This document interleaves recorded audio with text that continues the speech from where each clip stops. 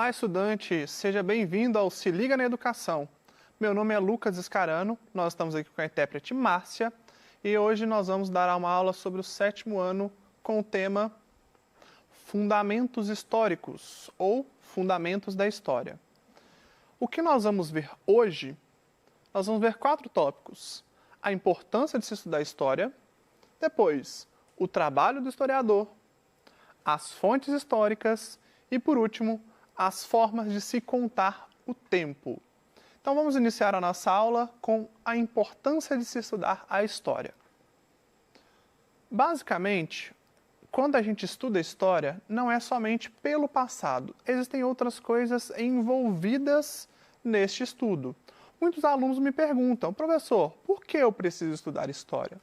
Então eu vou trazer a você algumas respostas. Primeiro motivo de se estudar história: compreender o nosso passado. O meu passado individual, mas o meu passado enquanto membro de uma coletividade. Então, compreender o passado, desde o passado mais recente até o passado mais remoto, é um dos objetivos da história. Segundo objetivo, relacionar o passado com o presente. O passado pelo passado, ele é importante, claro, mas é também importante quando a gente relaciona o passado com o presente, porque muitas das coisas que nós vivemos hoje têm reflexos no nosso são reflexos do nosso passado. Terceiro ponto, conhecer a si mesmo. Quarto ponto, conhecer outras culturas. E último ponto, desenvolver a compreensão histórica. Vamos ver detalhadamente cada um desses pontos. Quando a gente fala, então, da importância do estudo da história, eu trouxe aqui uma frase. A história, ela é feita de A história ela é feita de rupturas e permanências. E estudá-la nos ajuda a entender como chegamos nas condições atuais. Essas duas palavrinhas que eu grifei, rupturas e permanências, elas são importantes para a gente compreender como um todo. A palavra ruptura tem a ver com romper, separar, quebrar, desfazer, terminar. E quando a gente então usa o termo ruptura dentro da história, nós estamos falando daquilo que não existe mais, de um momento da história que as coisas aconteciam de uma determinada maneira, mas que hoje não acontecem mais. Um exemplo é o período da Idade Média. Quando a gente estuda sobre os feudos, no finalzinho do 6º ano vocês estudaram sobre esse conceito. Os feudos, existia um sistema em volta dele chamado sistema feudal, que era baseado no uso da terra. Esse sistema não existe mais. Nós substituímos esse sistema pelo sistema capitalista, que é o que a gente vive atualmente. Quando a gente trabalha com a ideia de permanência, são as coisas que permanecem ainda, que estão presentes ainda na nossa sociedade. Um outro exemplo é a Igreja Católica no Brasil. Desde quando os portugueses chegaram ao Brasil, eles vieram com membros da Igreja Católica e, por isso, essa igreja continuou tendo influência na nossa sociedade. E ainda hoje ela tem essa influência. Então, são alguns elementos que acabam e outros que permanecem na história. Então, entender o passado é entender o que ficou, o que acabou. Ok? Segunda coisa, sobre a minha identidade, ou melhor, sobre a nossa, a minha, a sua, de todos que estão nos assistindo. Essa identidade é quem eu sou no mundo, qual é o meu papel, por que eu falo a língua portuguesa e não outra língua, por que eu como determinada comida e não outra, por que eu tenho determinado sotaque e não outro. Então, entender a nossa história ajuda a gente a entender a nossa própria identidade. Quem somos nós? De onde nós viemos e, por consequência, para onde que nós pretendemos ir. Outra função super importante da história é compreender o outro. Nós somos indivíduos sociais, nós somos seres sociais e a gente precisa lidar com o outro o tempo inteiro.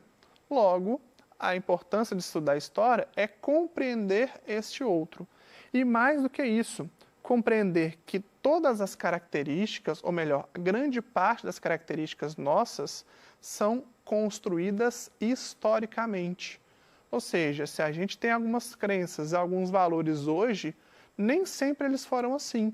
Eles foram mudando no decorrer da história, até chegar aos valores, crenças, ideias que temos hoje. Bom, então trouxemos aí alguns elementos de por que é importante se estudar história. Agora nós vamos aprender como que o historiador trabalha, qual que é a função dele, como que ele faz esse trabalho. Porque dentro da história, muitas vezes, ou a pessoa se torna um historiador, que é o pesquisador, ou ele se torna professor de história, que sou eu, né, alguém que está aqui ensinando vocês. Muitas vezes acontece da pessoa ser os dois ao mesmo tempo, mas são funções separadas. Então, eu gostaria de trazer uma citação para vocês de um livro do Caio Boschi, chama-se Por que Estudar História? E nesse livro ele diz o seguinte, qual que é o trabalho do historiador? São os historiadores que, depois de pesquisar e analisar, atribuem importância a determinados fatos e os qualificam como históricos. Então, percebam que os historiadores, os pesquisadores, eles pesquisam, eles vão em algum lugar pesquisar, que não vai ser na internet necessariamente, vão ser em outros ambientes, e aí ele vai pegar as fontes que ele tem e vai analisar. A partir dessa análise, ele vai determinar o que é importante, o que é relevante, do que não é. Então, por isso que ele qualifica como histórico um determinado fato ou um determinado documento. Quando a gente fala em fatos históricos, o que são esses fatos históricos? São acontecimentos marcantes para uma coletividade. Para compreendê-lo, é preciso olhar com os olhos do passado, para poder interpretá-lo corretamente. Então, quando eu tenho um movimento dentro da história, uma mudança, eu preciso compreender essa mudança, esse fato, com os olhos do passado. Como assim com os olhos do passado? Com os valores daquela época. Porque nós temos os nossos valores atuais. E aí, quando a gente observa o passado com esses valores, a gente pode acabar cometendo erros, equívocos, para olhar sobre o passado.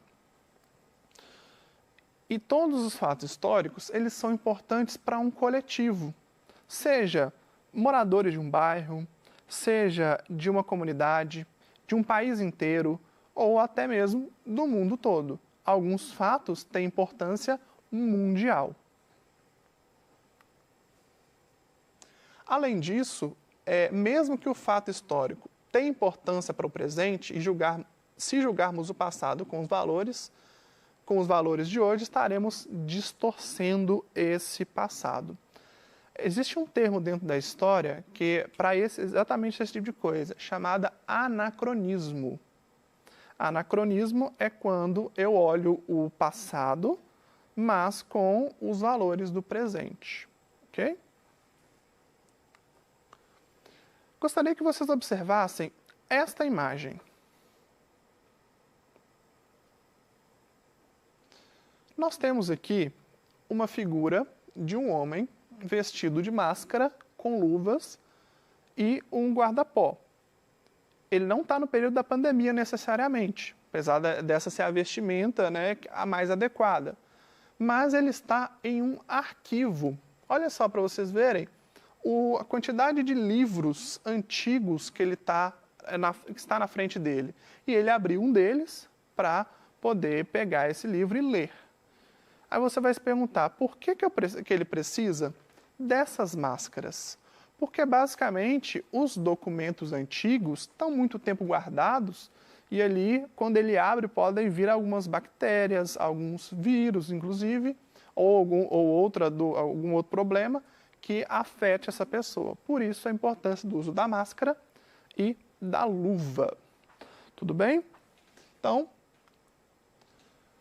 eu falei de arquivos. Geralmente, quando a gente fala em arquivo, ou alguns lembram do arquivo do computador, né? Você clica lá no arquivo, abre o arquivo, fecha o arquivo. Ou então, algumas pessoas mais velhas vão pensar naquele arquivo grandão de metal que você abre ele lá dentro e pega os documentos. Esses também são arquivos. Mas no caso aqui, esses arquivos que nós estamos falando são os arquivos históricos. São locais onde ficam concentrados documentos importantes para uma instituição.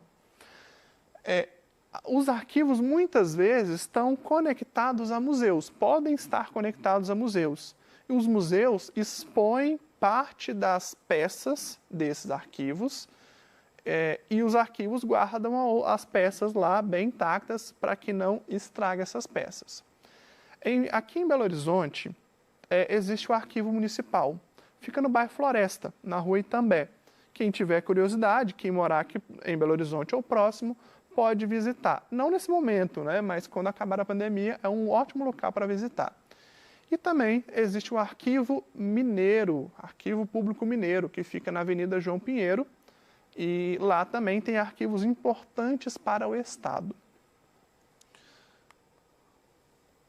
Analisei, então, os fatos históricos, a importância de estudar a história e como trabalha o historiador.